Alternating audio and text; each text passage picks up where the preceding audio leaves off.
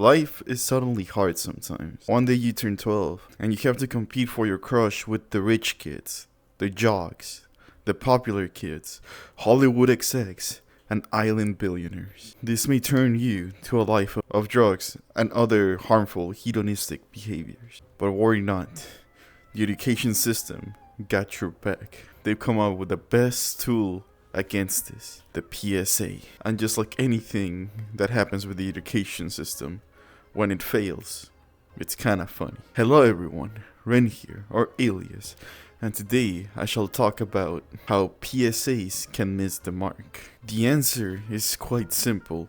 It's the most fundamental thing that can make anything you see suck, and that thing is bad writing.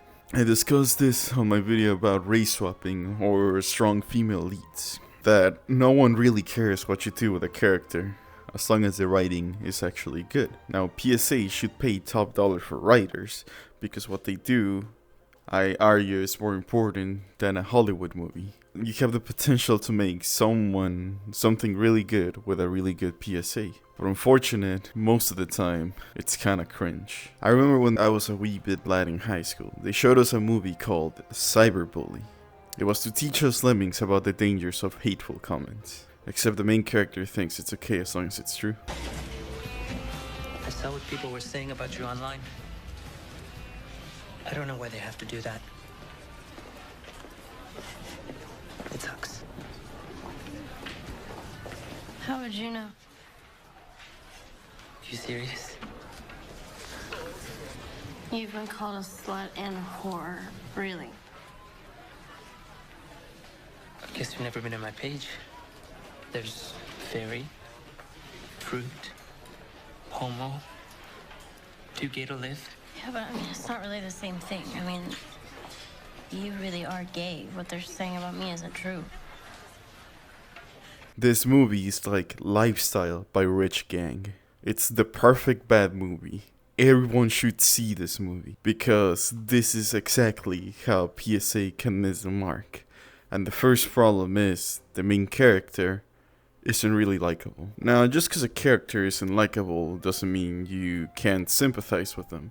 A lot of people sympathize with a villain you're supposed to hate, right? But it sure as hell makes it a lot harder to sympathize. It also kind of misses the mark because throughout the whole movie, the girl, she keeps seeing all the hateful comments that it's been said to her online. But at any point in the whole movie, she could have just closed the laptop.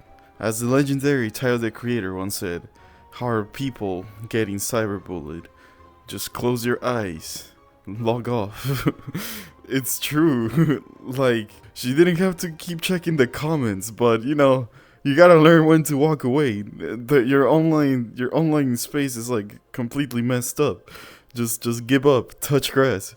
You don't get to use this goddamn copyright-free MySpace. At least if it's affecting you so much that you're being called names, you won't see them. Why don't you do that? You gotta learn when to walk away. It was hard to me to sympathize with the girl. Once, it clicked in my head why doesn't she just log off? Why doesn't she just walk away? Goddamn. Now, the movie does have a serious moment. Like any piece of media, you gotta suspend your disbelief a bit. So, let's say she can't log off for whatever reason. She's too addicted to it. Well, the girl tries to log off in real life. But luckily, her mom walked in and, stopped her. How did she fail this attempt? Did the mom really got in before she could, do something to her wrist? Before, she prepped the rope? Something, more visually impactful in my opinion. No, she couldn't do it because she couldn't open the goddamn pill bottle cap.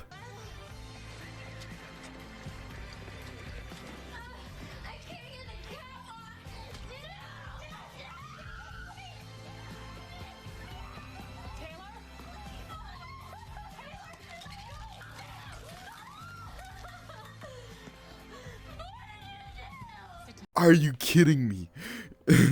You're asking me to suspend my disbelief so much on a movie that's supposed to make me feel like I don't need to at all. what is this? At that moment, she felt unreal. Like, she was the dumbest girl you've ever seen. Maybe she did deserve to be bullied a little bit if she's that dumb that she cannot open a thing made for toddlers so they don't snack on Tylenol. It's meant to stop someone that doesn't even have object permanence and cannot figure out more than 9-piece puzzles. It's not supposed to stop someone that was like around my age then. I think she was a little bit older. Because I don't know who cannot open a pill bottle in high school. God damn. If the characters are unrealistic, you miss the mark on the PSA. You're asking the audience to suspend disbelief a little too much. And in Cyberbully, another good point gets brought up. Don't make your main character an absolute mongoloid imbecile. Because the viewer, like me, are gonna think, I'm not as stupid as them, of course I won't, this one happened to me. Which is not what you want. The PSA is supposed to be like, oh, it can happen to anyone. No, you just show me that I need to be dumb enough to not open a pill bottle in order to even get affected by any of this. There's another thing that the movie does. The girls were just extremely mean. Like, they were supposed to be, like mean girls. It was around that area. Like, they were supposed to be the popular hot chicks at school. And I don't know, like, if y'all went to like a real high school, girls like that don't really exist. They usually become unpopular because nobody really likes to hanging out with someone who's just bitchy all the time. And if you make a character that evil, it suspends more disbelief. The audience is like, how did they not realize that this person was a bad guy? I'll know a bad guy when I see it, which isn't what you wanna make the audience believe. And it's way more likely that happens with a close friend than just a rando. So, misses the mark. Another thing that can ruin a PSA is being too artistic. Now, metaphors are great, but you have to know when to, reel it back to reality. Some of the most effective PSAs use subtle metaphors to get the point across. Like a horrific monster being, an addiction. Like the metal in your lungs ads for vapes. That's a really good metaphor. But some that go overboard get a little too silly. The one that goes to my mind when I think PSA that went overboard is, this is your brain on drugs. It's the one where it's like the girl in the kitchen, it's just like, this is your brain, and it's an egg. This is your brain on drugs, and it's a pen, and she just smashes there. Then she's like, this is your family, these are your friends, these are your relationships. And she's just mashing like shit all over the kitchen. Now, that didn't make me want to stop taking drugs. I stopped taking drugs because I never started taking drugs because I don't wanna. But that commercial didn't do anything to change that. And I feel like if I was drug addicted, I don't think seeing a girl smash a bunch of dishes with a pan will make me want to stop taking drugs. Now, I scripted this video early in the week, and then the whole MamaMax situation unfolded, and I realized MamaMax did both of these things on his videos. He had bad writing, and he was too artistic. Everyone missed the point of what MamaMax was trying to do because of the way he presented it. It was all the flashing screens, the like split seconds of screenshots flashing all over the screen. He had to had slowed his roll a little bit, but he was busy LARPing as YouTube Chris Hansen while having a schizo post on his YouTube channel. And I think MamaMax is the best example on how a PSA can miss the mark to this day. PSAs missing the mark has been a problem with PSAs since the beginning of time. But the best way you can do a PSA is to play it straight. I remember when I got my driver's license, they showed us this movie called Red Asphalt. It looked kind of old, and to this day, I think about some of the stuff that happened to the people in that movie when I drive. Because they didn't do metaphors. They didn't dramatize anything. Here's a picture of the car that ran to the back of a semi-truck. And it was like, it was all fucked up. And then it was like, here's a picture of the kid that was driving that car.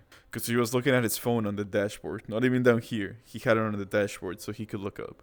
But he got distracted, of course. And then you see the kid and like Like, it hits you, you know, it sticks in your head.